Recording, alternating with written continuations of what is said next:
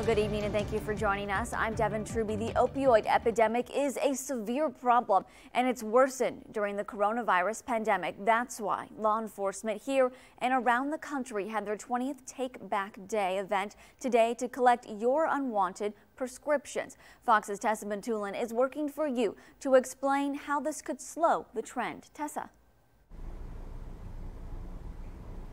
Well, Devin, the Sangamon County Sheriff's Department is teaming up with the Drug Enforcement Administration and a bunch of other local law enforcement across central Illinois for this Take Back Day event. And the deputy tells us that don't leave those old prescriptions hanging around in your medicine cabinet. Unused, unwanted, and old prescription drugs.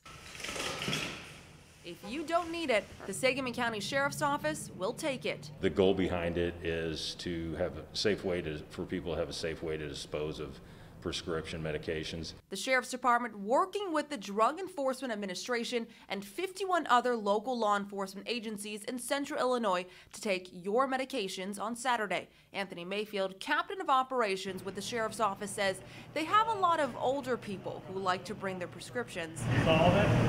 But they are hoping to reach another target group, parents with teenagers. We know there's an opiate epidemic and the effects that it has on teenage kids, and seen a lot of devastating things here in Sangamon County when it comes to overdoses and young teens getting addicted to it. During the coronavirus pandemic, Sheriff Jack Campbell says overdoses have gone up. And I know this because our deputies are starting to give more and more of the Narcan on the street. Across the U.S., the Centers for Disease Control and Prevention reported over 87,000 drug overdose deaths in a 12-month period that ended in September 2020. Here in Illinois, over 3,500 reported in September 2020 compared to 2,600 in September 2019. That's about a 30% change for the state. We're convinced it has to do with the stress of the pandemic and people, again, having more time on their hands and possibly access to it.